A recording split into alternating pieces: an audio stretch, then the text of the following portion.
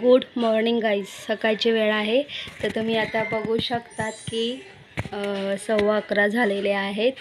तर आम्ही काल ज्वेलरी शॉपमध्ये गेलो होतो.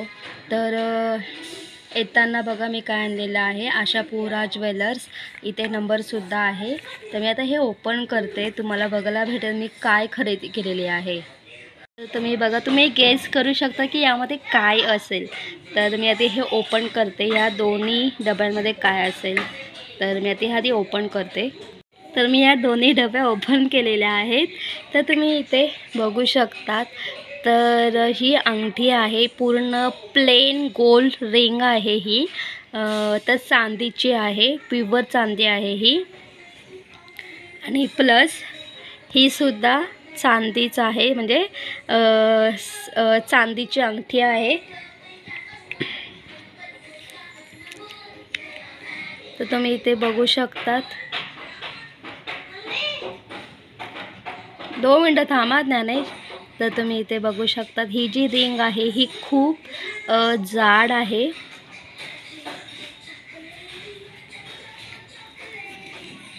आणि साईडला सुद्धा ही चांदीची रिंग आहे. आणि ही थोडी मोठी आहे, पण ही थोडी हलकी अशी छोटी आहे आणि खूप जाड आहे. खूप सही आहे, मला आवडली म्हणून मी ही खरेदी केलेली आहे. एकदम सही आहे. तर कसे आहात तुम्ही? आय होप तुम्ही खूप मस्त असाल, छान असाल, सुंदर असाल, सुरक्षित असाल. आणि माझ्या एका नवीन व्हिडिओमध्ये तुमचं खूप खूप स्वागत आहे. तर आज आहे बुधवार आणि आज आहे परतीचा प्रवास. तर तुम्ही इथे बघितलंच असेल. तर मी इथे काल ह्या 2 चांदीच्या अंगठ्या घेतलेल्या आहेत. तर त्याच्या पाठीमागचं एक कारण आहे. खरं म्हणजे माझा जो कानातला होता, जे कानातले होते ज्याचे, तर त्याचा जे स्क्रू होता पाठीमागचा, तो स्क्रू म्हणजे त्या दांड्यामध्ये तो स्क्रू अडकला होता, त्याचा तुकडा पडला होता. तर त्यासाठी मी आणि आईचं ना जी वेल होती कानातल्यांची, तिचा ना तुकडा पडला होता, त्याला डाग लावायचा होता. तर ही 2 कामं होती, त्यासाठीच आम्ही ज्वेलरी शॉपमध्ये गेलो होतो. तर झालं काय माहिती आहे का, कधी तुमच्या बाबतीमध्ये असं घडतं का? मला नक्की कमेंट्स करून सांगा. माझ्या बाबतीत असं नेहमी घडतं. मला ते डीमार्ट असू दे, किंवा आपण कुठल्या दुकानामध्ये, आपण कपड्यांच्या दुकानामध्ये आपण कपडे खरेदी करायला गेलो असेल, किंवा भांड्यांच्या दुकानामध्ये भांडी खरेदी करायला गेलो असू, तर मी जे घेण्यासाठी गेलेली आहे ते तर घेतेच, प्लस त्या व्यतिरिक्तसुद्धा अजून काहीतरी घेऊन मोकळी होते. असं होतं का तुमच्या बाबतीत? माझ्या बाबतीत तर खूप वेळा होतं. आणि म्हणून मी शक्यतो ना बाहेर पडण्याचा कंटाळा करते, कारण मला माझा स्वभाव माहिती आहे, माझी सवय माहिती आहे. भले मी डीमार्टमध्ये थोडं सामान घ्यायला गेली असेल, पण त्या जोडीला खूप साऱ्या वस्तू मी घेऊन येते. सेम तसंच झालेलं आहे. आम्ही ज्वेलरी शॉपमध्ये गेलो होतो. तर म्हणजे माझ्या मनामध्ये कुठेतरी होतं की मला इथे, मी नेहमी ना, हे बघा, ही एक आर्टिफिशियल अंगठी आहे आणि एक तांब्याची अंगठी आहे. तर मला परमनंटली अशी चांदीची अंगठी घालायची होती. हे माझ्या आधीपासून माझ्या माइंडमध्ये होतं, माझ्या मनात होतं. पण नंतर ज्वेलरी शॉपमध्ये गेल्यानंतर पटकन लक्षात आलं की अरे, छान छान अंगठ्या दिसत आहेत यार. आणि जशा मला हव्यात तशाच मला भेटलेल्या आहेत. मला पूर्ण प्लेन अंगठ्या हव्या होत्या आणि सेम तशाच भेटलेल्या आहेत. म्हणून मी ह्या अंगठ्या खरेदी केलेल्या आहेत. एकदम सही आहेत. तर तुम्ही बघू शकता, ही रिंग एकदम सही आहे. आणि एकदम प्लेन आहे, एकदम प्लेन आहे. आणि मला प्लेन अंगठ्याच खूप छान असतात, आवडतात मला प्लेन अंगठ्या. तर असं तुमच्या बाबतीत घडतं का? म्हणजे एक वस्तू आणायला जातो आणि त्याबरोबर खूप साऱ्या वस्तू आणतो, असं होतं का? कायकांच्या बाबतीत होतं, कायकांच्या बाबतीत अजिबात होत नाही. कायकांचं एकदम ठाम असतं की नाही, मी हे घेणार नाही, एवढंच घेऊन मी घरी परत येणार, याच्या व्यतिरिक्त मी काहीच घेणार नाही, असं प्रत्येकाचा कायकांचा हेतू असतो. कायकांचं कसं असतं माहिती आहे, बघू चाललंय तर खरं, जे घ्यायचं ते घेणार आहेच, प्लस समजा एखादी गोष्ट आवडलीच तर ती नक्कीच मी खरेदी करेन, असं सुद्धा कायकांच्या बाबतीत होतं. सेम माझ्या बाबतीत पण तसंच आहे. मला एखादी गोष्ट समजा मी काहीतरी घ्यायला गेले डीमार्टमध्ये आणि मला डीमार्टमध्ये एखादी वस्तू आवडली तर मी घेऊन टाकते. आणि ना ते एक मनामध्ये समाधान असतं की अरे हां खूप छान आहे, भले ती वस्तू आपण वापरो न वापरो, पण तो एक समाधान वाटतं की नाही मी काहीतरी घेतलं आहे, याचं समाधान असतं. तर ह्या सगळ्या गोष्टी आता मी ह्या दोन्ही अंगठ्या काढून टाकते आणि त्या म्हणजे त्या घालणाऱ्या अंगठ्या. तर मी हातातल्या दोन्ही अंगठ्या काढून टाकलेल्या आहेत. आता आपण अंगठ्या घालायला सुरुवात करूया. ही मी अंगठी ह्या बोटात घातलेली आहे. त्यानंतर ही जी अंगठी आहे ती मी ह्या बोटात घालणार आहे. वाव, सही एकदम. आणि ना चांदीच्या अंगठ्या मी का घातलेल्या आहेत, आपण कामं करतो, भांडी घासतो, कपडे धुतो किंवा इतरही काही कामं करतो, जेवण वगैरे करताना आपण खूप वेळा हात धुतो, तेव्हा ह्या ज्या चांदीच्या ज्या अंगठ्या आहेत ना, तो काळपट पडत नाही, तर त्या उजळतात, अजून छान दिसतात की नाही.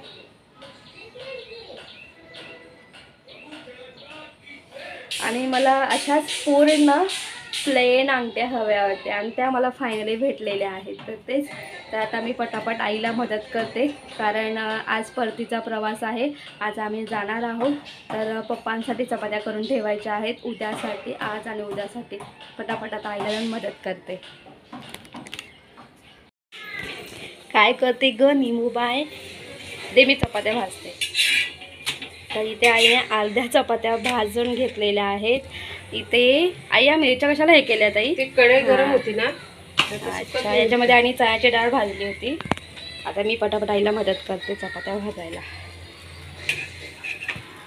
ते चपात्या भाजून झालेल्या आहेत आणि तवा गरम आहेच. आईने त्यामध्ये मिरच्या ठेवलेल्या आहेत, म्हणजे मिरच्या थोड्या मऊ झाल्यात त्या आई अशा कुरकुरीत करेल ना आई. झाडावरती आहेत ना त्या. आणि तुम्ही इथे किचनच्या खिडकीतून बघू शकता जे लाल मिरच्या आहेत, त्या सगळ्या मिरच्या आहेत. आणि आई तू झाड कधी म्हणजे बिया लावल्या होत्या आईने? आई किती वर्ष झाले? मे मध्येच, मेच्या आधी टाकलेला. 1 वर्ष झाला. 1 वर्ष झाला. आणि ह्या झाडावरती आणि खूप साऱ्या मिरच्या काढल्या ना आई. आणि ह्या झाडावरच्याच मिरच्या आहेत, बघू शकता त्या पिकत आलेल्या. जून मध्ये बी लावला होता हा ना.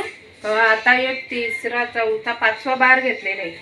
हा ना. त्याच मिरची एकदम सही आहे. या मिरच्या काढल्या तर दुसऱ्या लगेच काढलं त्याच्यात. आणि इथे बघू शकतात जे नारळ असतात ना, गणपती बाप्पांना जे नारळ आलेले आहे, जे आई घेऊन आली होती, ते आई नारळ फोडते आणि फोडून त्या वाट्या अशा सुकवून ठेवते आणि त्या वाटा इथे अशा ठेवते सुकवायला. इथे या खिडकीमध्ये ऊन येतो, तर इथे आई मिरच्या काही सुकट टाकायचं इथे सुकट टाकते, इथून छान मस्त ऊन येतं. आणि इथे हे आहे वाटा पण छान मस्त इथे सुकतात. आई बाहेरून खोबरं अजिबात आणत नाही ना आई? बाहेरून ना सुका खोबरा नाही आणत मी. नारळ असतात ना, ते नारळ सुकवते, त्याचा किस करून ठेवते ना. मग काही गरज नाही ना आपल्याला बाहेरच्या सुक्या खोबऱ्याची. हा ना. वास यायला लागलाय थोड्या मिरचीचा. कडक कडक झाली ना. हा ना. इथे एक ज्ञानेश गाडी खेळतोय हो ना. आणि इथे पोगो लावलंय. आणि तुम्ही इथे बघू शकता, इथे आईने सकाळी आणि ही डाळ थोडी चिवट होती ना, म्हणून मग आईने थोडी कढईमध्ये छान मस्त भाजून घेतलेली आहे. आणि थोडी थंड करत ठेवलेली आहे. हात नको घालू बा, ते अशी नको हे करू.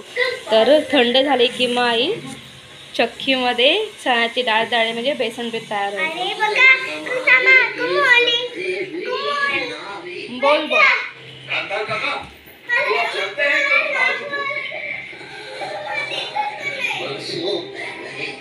बोल बोल थांब, बोल बोल आता आता.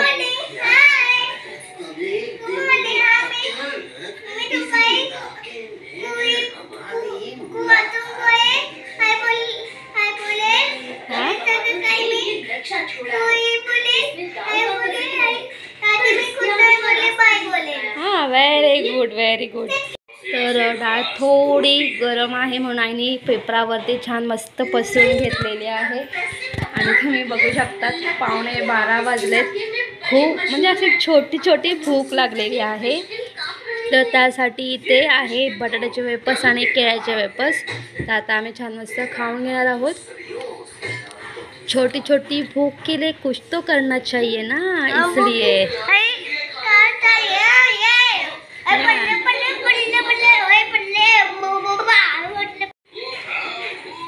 चलिए आई खा आणि मग घावणे कर. तुम्ही इथे बघू शकता छान मस्त आईने इथे डाळ टाकलेली आहे. आवाज येतोय मशीनचा. छान मस्त शिजवायचे. हात नाही घालायचा, हात नाही घालायचा. तर छान मस्त त्याचं बेसन पीठ तयार होईल. ते वेफर्स तर खातोच आहे, प्लस इथे आम्ही फ्रूट्स पण खातोय. आणि आईने इथे छान मस्त पेरूसुद्धा कापलेले आहे. आता आम्ही सगळेजण छान मस्त ताव मारणार आहोत. आता आई पण येणार आहे. आई, मी आणि नाही मस्त ताव मारू आता. तर इथे पप्पाने पनीर आणलेलं आहे. पप्पाने इथे पनीर पकोडा खायचा आहे. त्यासाठी मी इथे पनीरचं बॅटर तयार केलेलं आहे. सिंपल अशा पद्धतीने मी बेसन पीठ, चवीनुसार मीठ, हळद आणि कुकिंग सोडा ॲड करून छान मस्त याचं बॅटर तयार करून घेतलेलं आहे. जास्त जाडही नाही आणि जास्त पातळही नाही. यामध्ये आपल्याला पनीरचे स्क्वेअर साईजचे हे तुकडे ॲड करायचे आहेत आणि स्पूनच्या सहाय्याने छान मस्त व्यवस्थित मिक्स करून घ्यायचं आहे. आणि इथे मी कढईमध्ये तेल तापत ठेवलेलं आहे. आपल्याला चेक करायचं आहे तेल गरम झालं की नाही. तर इथे तेल गरम झालेलं आहे. तर मी इथे अशा पद्धतीने स्पूनच्या सहाय्याने हे पनीरचे तुकडे कढईमध्ये मी ॲड केलेले आहेत. छान मस्त तळून घ्यायचे आहेत. आणि जर तुम्हाला यामध्ये थोडं तिखट वगैरे हवं असेल तुम्ही बेसन पिठामध्ये लाल तिखट किंवा आलं लसूण मिरची पेस्ट ॲड करू शकतात. हा पनीर पकोडा अप्रतिम लागतो. नक्की ट्राय करून बघा. आणि इथे मी सगळेच हे जे पनीर पकोडे आहेत छान मस्त तळून घेतलेलं आहे. आता तुम्ही ते एका साईडला बघू शकता. इथे आपलं पूर्णपणे हे पनीर पकोडा तळून झालेलं आहे. इथे थोडं पनीरचे चुरा उरलेला आहे म्हणून मी ते कांदा चिरून घेतलेला आहे. पनीरचे छोटे छोटे तुकडे आणि कांदा, त्याचबरोबर हळद गरम मसाला, लाल तिखट मस्त ॲड करायचं आहे. व्यवस्थित मिक्स करायचं आहे. आणि मिक्स करून झाल्यानंतर आपल्याला याची छान मस्त अशी भजी काढायची आहे. नक्की ट्राय करून बघा. ही भजी ऑसम लागते. पनीर पकोड्यापेक्षा ही भजी खूप ऑसम आणि टेस्टी अशी लागते यार. नक्की ट्राय करून बघा. तर इथे ही भजीसुद्धा मी छान मस्त अशी हलकी ब्राऊन होईपर्यंत छान मस्त तळून घ्यायची आहे. आणि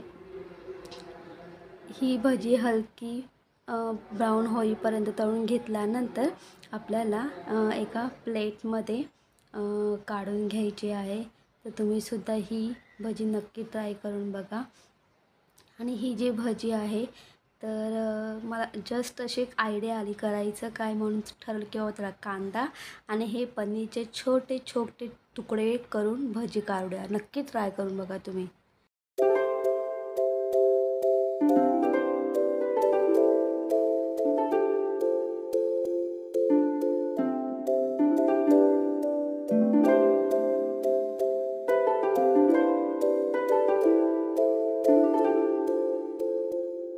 गुड इव्हिनिंग गाईज. तर आता आम्ही निघालेलो आहोत. हा परतीचा प्रवास आहे. 6:30 वाजलेले आहेत. तर कधी कधी ना बदलापूरवरून कल्याणला जाताना आहे ना खूप वाईट वाटतं. असं वाटतं की जावं नाही, इथेच राहावं. पण उद्यापासून याची शाळा आहे तर जावं लागेल. आणि आता आमच्यासोबत आईसुद्धा येणार आहे, कारण उद्या 10 दिवसांनी डॉक्टरांनी बोलवलं होतं, तर आईसुद्धा येणार आहे. तर आता आम्ही निघतोय.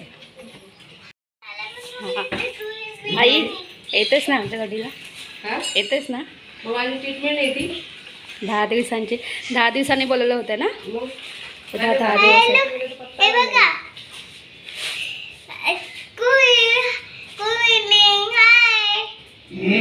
अख्खा कुंकू पसरवलाय. तर आईने मला छान झाडं दिलेली आहेत. हे गुलाबाचं झाड आहे, कढीपत्ता आहे. आणि मी येताना फक्त 2 पिशव्या आणल्या होत्या. ही एक पिशवी आणि माझा हे होतं स्टँड होता. आता 2 पिशव्या वाढल्यात आणि 2 झाडं वाढलेत. तर टोटल 4 पिशव्या आहेत. आता आम्ही ओला रिक्षा करतो. योगी मावशीचा हां आता निघतो आम्ही.